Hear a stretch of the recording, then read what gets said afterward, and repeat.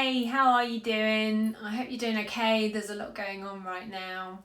It's so good to join you again for this second in our series of 3 short videos just looking at some of the challenges of this pandemic season. And last time I talked about the challenges of finding ourselves in what we thought was going to be a short-term crisis, but now has been going on for nearly a year, and how the constant change and adjustment and uncertainty and demand has raised everybody's stress levels. And you see, the issue with raised stress is this: everyone has a crisis point. It doesn't matter how good you are at dealing with it. You can think of stress as a bit like the water level in a pool. Sooner or later, if that water level keeps rising, you hit a point at which your capacity to cope, to juggle everything that's being thrown at you, is about to be exceeded. You really are at risk of going under. So it's not weakness or lack of resilience or making bad choices or anything like that. It's just biology. There's only so much your body and brain can cope with at any one time. And on top of that, 2 key emotions right now that we're having to manage a lot of, they actually trigger the same physiological system as stress and their frustration and anxiety. And these emotions are a bit like smoke alarms in your mind. Their job is to warn you of things that are going on that you might need to react to. You might need to do something about. You might be in a situation where something's going on in the world around you that's really important, that could even lead to disaster or a negative outcome for something that's really important to you. So these emotions, they harness your stress system to grab your attention and focus it on what's important, to make sure you don't miss it. And at the same time, they set you up physically in case you need to act or react, in case you need to do something. And the problem is, in stormy times like the ones that we're in the middle of now, we hit this double whammy. So there's lots of demand that's raising our stress level, plus there's a lot around that's emotionally tough or emotionally triggering.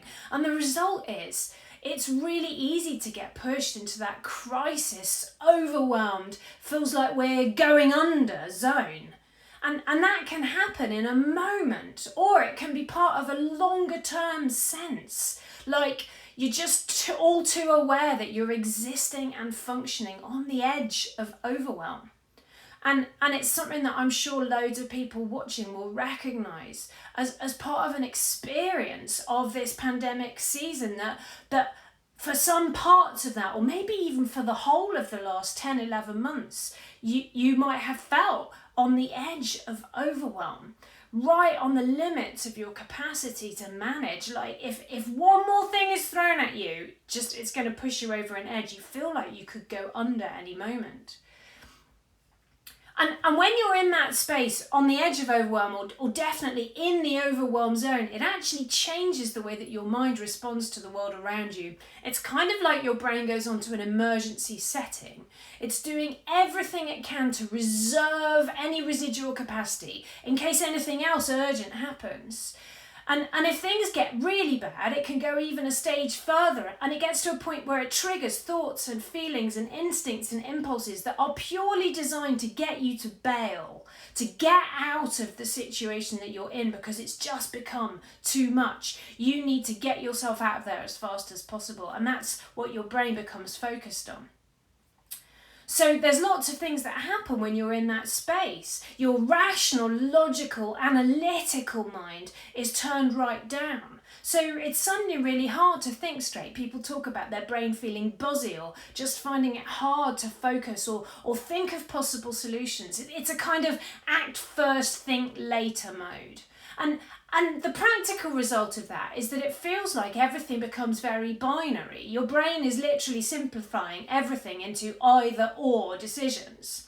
And that feels real. So everything around you feels like it's either good or bad. It's either success or failure.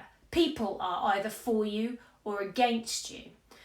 And because you're in crisis mode, the problem is you're much more likely to interpret things on the negative end of both of those spectrums. So in the worst moments, not only do you feel like you're going under, but it feels like you are failing, everything is bad, and everyone is against you.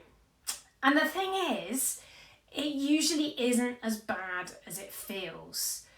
In those moments, so much of what you're feeling is actually a side effect of your mind being overwhelmed and the way that changes how you perceive the world. And the story that we're thinking about today is a really good example of that. It's a moment in the life of Jesus and his disciples that happens in the context of a really stressful and demanding time. So Jesus has just heard about the death of someone he was close to, and they will be aware of a risk to them as a result of that. And Jesus is trying to get some alone time to just deal with this news, to process what this means, when he's pursued by thousands of people wanting to hear from him. So he has to teach them. And then it turns out they didn't even bring dinner. So he has to pull off one of the most famous miracles, the feeding of the 5,000. And it seems like after this, when the people have finally gone, he's still desperately needing some headspace, because in verse 22, he tells the disciples to get into a boat and go to the other side of the lake while he goes into the mountains on his own. And it's funny because the disciples clearly aren't keen to go. These guys are pretty seasoned sailors, and they probably know the end of the day is not a good time for a recreational sail. That lake is renowned for storms and winds that blow up overnight. And also legends were told of ghosts and mysterious apparitions that haunted the lake at night. In fact, in general, people at that time were very wary of the potential power of water. The Hebrew root word for water is actually the same one as their root for chaos. So when Jesus pushes them into the boat, and the Greek that's used shows that he really does compel them to go. I mean, he's not literally shoving them, but it's pretty close to that. He's basically telling them to sail into what they know is likely to be chaos. And that's very true to life, isn't it? Sometimes we have to go into seasons that we know will be chaos. Maybe we don't want to. Maybe we have no choice. Sometimes life throws things at us that are really difficult. It's just where life takes us. And not unexpectedly, in this story, things do get difficult for the disciples. It's hard work. Their trip across the lake is clearly long and it's grueling. Matthew tells us they're fighting against the wind. Now, I'm not a sailor, but I bike a lot. And I can tell you, when you are cycling against the wind, it is exhausting. And not just physically tough. It's like emotionally really exhausting, because you're just feeling like you're battling against the elements all the time. And that's how it would have felt for them. And the drama of this story happens in a moment when they've been battling for a long time. But there's a sense of how aware they are that they are still a long way from the other shore, from peace and relief and rest. They're in the thick of things, still a very long way from safety. And the Greek tells us that it's the middle of the night, the darkest point of the night, the furthest point from hope and light and dawn. They know that will come, but they can't see it yet. Their reality in that moment is darkness and difficulty and exhaustion. And I wonder if that catches, if we're honest, how some of us are feeling right now. You know, we've been going through this season for a long time. We hoped that by now, the start of 2021, things would be brighter.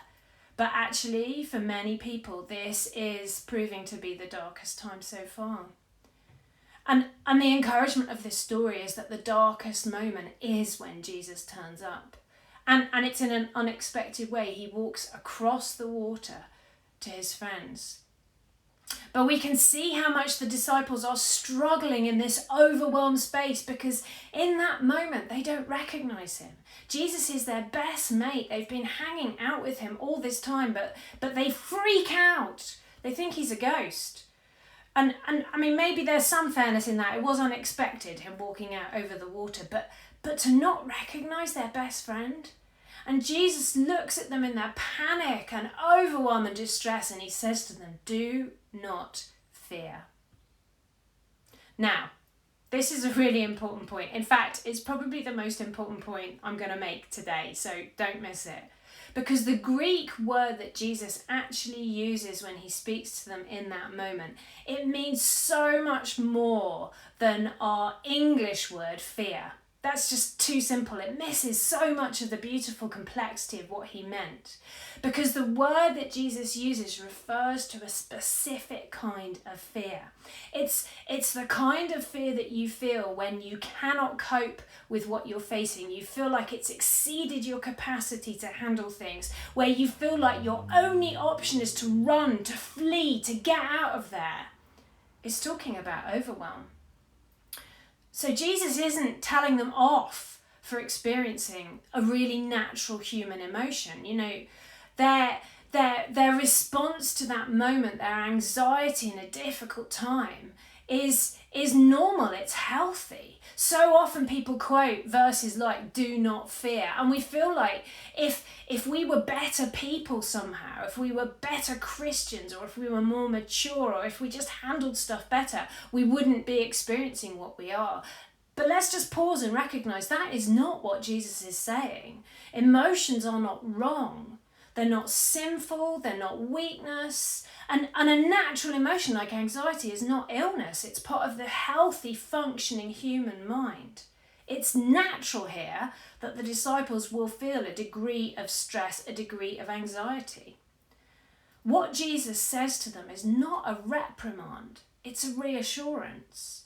It's not, do not fear, you idiots, why are you freaking out? He's saying, it's okay. I've got you. You don't need to run. You're not going to drown. And the reason he says to them, take courage. It's me. I'm here. Because that initial emotional reaction to a situation isn't a choice. That's something your brain generates automatically as part of making sure you're responding appropriately to what life is throwing at you in that moment. But what you do next, that is a choice. That is a decision you can make. It is something you can have a degree of control over. And Jesus is saying to them, grab a pause moment, take a deep breath, find some courage, because I'm here. I'm with you. You're not on your own. God is with them. So it may be chaos, it may be terrifying, it may be a storm, it may be dark, and they may be exhausted, but they're not on their own. And they can draw on something bigger and better than their own humanity. They may feel anxious, but they don't need to feel overwhelmed. And that's true for us too in this season. You know, you are not in the wrong, you are not failing if you're experiencing stress or anxiety right now. It's probably inevitable, but it doesn't need to overwhelm you. When we recognise that God is with us, it changes everything. Because we realise that when we come to the end of ourselves, that isn't the end. It's a space where God can reach out to us, where he can help us to draw on what he can bring to a situation to get us through.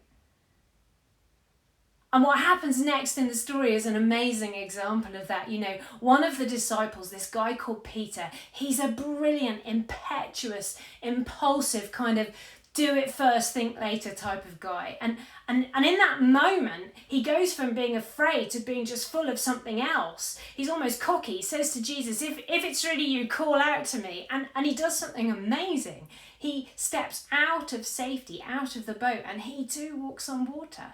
You know, just pause for a minute and remember, this is not like a flat, calm lake on a sunny day.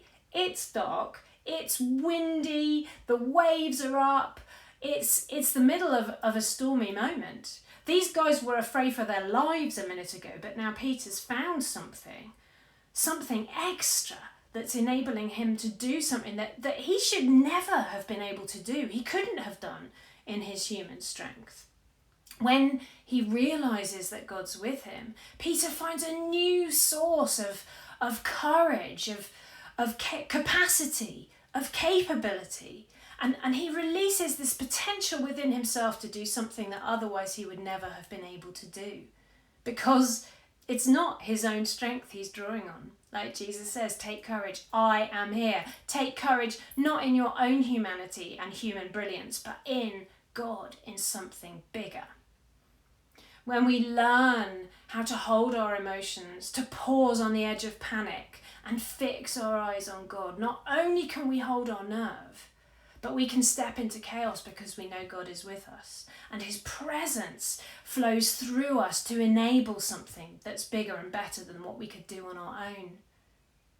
But of course, what happens next is so human, because Peter's okay when he's got his eyes on Jesus, but it's like in that moment suddenly his brain is looking around at the wind and the waves and the storm, and it's trying to grab his attention like, hello, do you realise what you're doing is nuts here? And the emotions start to rise as his brain tries to grab control, and suddenly he loses his nerve. And his focus moves from Jesus to the storm and the chaos. And in his fear, he literally starts to sink. He's suddenly super aware that he is out of his depth. He could drown. He's literally going under. And I wonder if you've had moments like that in this season as well. You know, this battle over 10, 11 months has been one of constantly having to keep yourself calm, regrounding yourself, deliberately, sometimes defiantly, returning your focus to God, taking a moment to hold your nerves, resisting the temptation to overthink things that are worrying you, trying not to lose that battle between chaos and courage is tough. You know, Peter is out of his depth. That is the honest truth in that moment. Maybe you are too. Maybe the stuff that life is throwing at you now is beyond what you feel like you can cope with. You never chose to be where you are. None of us planned global pandemic. But Jesus promises if you keep your eyes on him, you can do this. You will not be overwhelmed. You will not drown. You know, when Peter starts to sink, his instinct is so good because he just cries straight back out to Jesus. And Jesus doesn't tell him off. Instead, the story tells us that right away, that's like in that instant, Jesus reaches his hand out to Peter and pulls him back to safety and back to a headspace that feels a lot less threatening. If you in this moment feel like you're sinking, that is a really good time to cry out to God. Don't feel bad for doing that. That's a strong thing to do. It's a wise thing to do, to recognise the limit of your capability and to reach out to something so much bigger, so much better. God will never condemn you for struggling with your emotions. He'll never condemn you for sinking. He'll never condemn you for feeling overwhelmed. But he will reach out to you. He will take your hand. He will connect you to something bigger and better that can flow through you. And he will whisper to you, it's okay. You don't need to run. You're not going to drown. Take courage. I'm with you. Hold my hand. You are not alone. I wonder if that's what he's saying to you in this moment. Let's just pause for a moment. I'm going to pray in a second, but in this moment, you know, so many of us are in the middle of a season where we do feel overwhelmed. We're facing things that we think we can't manage on our own. We might even be afraid that we could go under. Maybe we've had moments where it feels like where we've lost it, where we felt that sense of panic and overwhelm. Right now, maybe you need to share those things with God, to let yourself call out to him. You might want to close your eyes or hold out your hands. It's like a physical expression of that surrender, of saying, please God, I don't know how to do this, help me. Maybe there's specific moments or challenges or situations that you want to share with him today. I'm just going to pray. Father God, we know that in the middle of chaos, you hear our cries and you reach out to us, knowing that when we're with you, we can find courage and calm and peace of mind through your supernatural power. So I just speak that over everyone who's listening right now. And I pray that sense of the ability to hold your nerve in the toughest moments. I pray if you're listening and you're struggling right now that you would find God's strength when yours has gone. That you would be able to keep your head above the waters of stress and pandemic and chaos. And we speak right now the supernatural peace and protection of God over everyone who's watching. May he sustain and support you now and throughout this season. In the name of Jesus. Amen.